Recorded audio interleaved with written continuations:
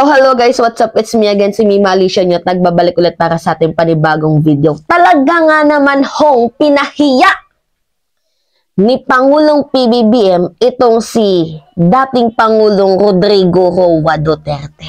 Talaga nga naman sa pag-amin ni Pangulong PBBM, nasa pool malala itong si Kadigungan sa kanyang pagiging duwag sa pakikipaglaban para dito sa ating bayan. Anyway, ito yung sabi ni Pangulong PBBM.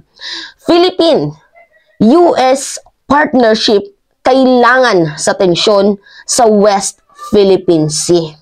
Talaga nga naman guys, sa pag-amin ni Pangulong PBBM na although totoo naman na medyo mahina pa ang sandatahan natin, pero hindi niya ikinakaila na kailangan natin ng tulong ng ibang bansa at lalong pinagmalaki niya na ni isang teritoryo ng bansang Pilipinas, sakop ng Pilipinas ay hindi niya ipapamigay sa kahit na sino. Ipaglalaban niya ito kahit mamatay man hanggang dulo. Hindi parehas dito kay Kadigungan na puro putang ina, di ba yung mga sinasabi na lumalabas sa bibig niya. Pero hindi niya na ipaglalaban ang sarili nating bayan. Hanggang dyan lang siya sa pagiging matapang, hanggang dyan lang siya sa pagmumura, hanggang dyan lang siya sa pananakot sa ating kapwa mismo, Pilipino. Walang walang paninindigan, kumbaga walang yagbols. Buti pa itong si Pangulong PBBM. Sinapol siya dito guys. Basahin natin tong article na to. Binigyang diin ni Pangulong Ferdinand Marcos Jr. nitong Lunes na kailangan ng pakikipagtulungan sa Amerika sa umiigting na tensyon sa West Philippine Sea. Kasi aminado din si Pangulong PBBM na hindi na maganda ang kalagayan ng West Philippine Sea dito sa mga Chinese na gustong sumakop dito sa ating mismong teritoryo. Kaya kailangan na nating humingi ng tulong. At saka guys, sino ba namang gago Isipin niyo yung mindset ni ni Karubinan, ni Utol Kong Hudlom. Sabi niya, kung totoong matapang daw ang mamamayang Pilipino, dapat gumaya daw tayo kay Lapu-Lapu na hindi humihingi ng tulong sa ibang bansa. Dapat tayo lang daw Diba? Kung hindi ba naman tanga, imagine tayo mga Pilipino makikipag-gera tayo dito sa Chinese na to. Ano yung laban natin sa kanila? Ano yung magiging laban natin sa mga to? Anyway, sabi pa dito guys, the United States is I would say our oldest and most traditional partner, and that has been in various forms, ongoing over 100 years. And I think it serves us well to remember that the United States is the Philippines' only treaty partner. May mutual defense tayo, matagal na panahon, di ba? So bakit hindi tayo makikipag-alyansa sa mga Amerikano na sila yung ating partner in treaty matagal na panahon? So, and I think it is served as well to remember that the United States is the Philippine-only treaty partner. Pahayag ni Marcos sa roundtable meeting sa Daniel L. Inouye Asia Pacific Central for Security Studies sa Honolulu, Hawaii. So, pero sinabi rin ni Marcos na nakikipag-partner din ang Pilipinas sa ibang kaalyadong bansa upang magkaroon ng resolusyon sa problema at mapanatili ang kapayapaan. Guys, lilinawin ko lang yung side ni Pangulong PBBM, baka nami-misinterpret kayo. Pinaglalaban lang niya ang ating bayan, pinaglalaban lang niya ang ating teritoryo, pero it doesn't mean na gusto niya ng gera. Lilinawin lang natin para sa kaalaman ng lahat, kasi baka mamaya ma-misinterpret ng mga manonood na sasabihin, ay si Pangulong PBBM, ganyan yung gusto niya, girahin tayo ng China. No guys, pinaglalaban niya lang ang sariling atin kasi nakalagay yan sa UNCLOS, sa arbitral ruling at sa international law. So natural atin yan, ipaglalaban natin yan. Hindi basta-basta ipapamigay na lamang natin yan kasi kayamanan yan guys. Atin yan. Nandyan yung isda, natural sea oils, natural sea gases, yung recto bank, diba? Nandyan So, ano yung sabi ni Digong? Tubig lang daw yan, ipapamigay lang daw yan. Ito may video nga akong panood ko sa inyo guys. Kung gaano to kawalang bayag si dating Pangulong Rodrigo Roa Duterte. Ito yung sabi niya. Yung mga Pilipino nagikinig na yun, boundary lang, tubig lang naman, hayaan mo yan. Insist on Philippines, previous Philippines. karami ng dagat natin ibigay na sige, yun na yan. Diba? Yan ho yung sabi ni dating Pangulong Rodrigo Roa Duterte na tubig lamang daw ho yan. Tubig lang naman pala bakit itong Chinese ang hindi magpaubaya sa atin? Kasi nakalagay naman ho sa batas na atin yan. Tubig lang naman pala, diba? So mismo sa pagkakasabi ni dating Pangulong Rodrigo Roa Duterte na tubig lang yan, isa lang yung ibig sabihin niya na gusto niya nang ibigay itong West Philippine Sea doon sa China. So guys, wag na tayong buboto ulit ng may lahing DDS or mga pro-China kasi yung pinaghirapan ni Pangulong PBBM sa pakikipaglaban sa usaping West Philippine Sea ay mababaliwala lamang ho. Anyway, going back sa ating topic, ito pa.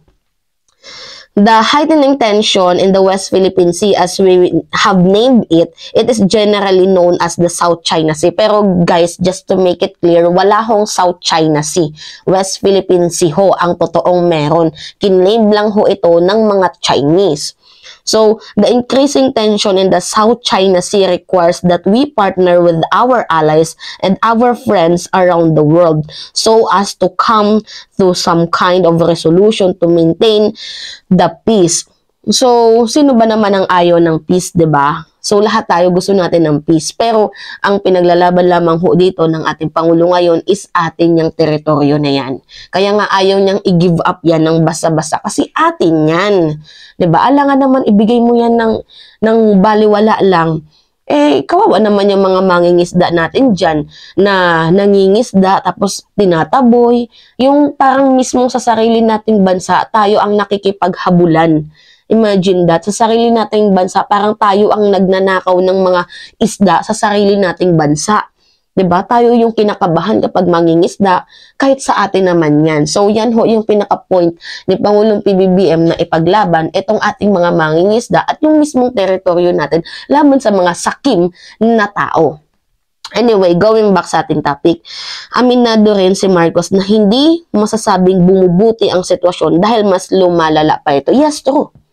Kaya nga si Pangulong PBBM na nabibilib ako sa part na inaamin niya na although mahina ang tayo ngayon kasi hindi pa tayo kompleto sa kagamitang pandigma, although mahina pa tayo, pero nagigets ko yung point ni Pangulong PBBM na sa pamamagitan ng pagpapakumbaba natin at pag-accept ng tulong ng ibang bansa, hindi naman guys nakakababa ng pride yun.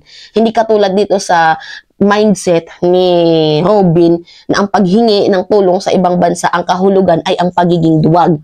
Kagaya din dito kay Bato, pag humingi tayo ng tulong sa ibang bansa, ang ibig sabihin niyan ay duwag tayo at hindi natin kayang ipaglaban ang sariling bansa natin laban sa mga mananakop. So guys, kailangan talaga natin humingi ng tulong kasi in the first place, hindi kaya ng Pilipinas itong China. Yan yung totoo, masakit na katotohanan kasi anong laban ng maliit na bansa sa sobrang laking bansa? Diba? Anyway, going back sa ating topic, unfortunately, I cannot report the situation is improving. The situation has become more dire, or in English lang. Pero nanindigan, ito guys yung pinaka-point natin dito, pero nanindigan si Marcos na hindi ipapaubaya ang Pilipinas kahit isang pulgada ng teritoryo nito sa anumang foreign power. I have said it before and I will say it again. The Philippines will not give a single square inch of our territory to any foreign power. Yan ang madiing binitawan ni Pangulong PBBM na hindi kayang salitain, hindi kayang gawin, hindi kayang ipaglaban ni dating Pangulong Rodrigo Roa Duterte dahil nga wala siyang bayag. Meron lang siyang tapang na magmura, pumatay sa kapwa niya Pilipino, pero himudpwet siya. Himudpwet sa mga Chinese. Kumbaga yung sapatos ng Chinese, kinikis-kis niya pa para maging makintab. Ganon ho si dating Pangulong Rodrigo Roa Duterte. Nakakainis guys, pero wala tayong magagawa. Yan ho yung mindset niya. At tinakot niya pa tayong mga Pilipino na gegerahin daw tayo ng China. Well, in fact, nung nag-send ho ng Philippine warship si Pangulong PBBM sa West Philippine Sea, ginera ba tayo? Hindi.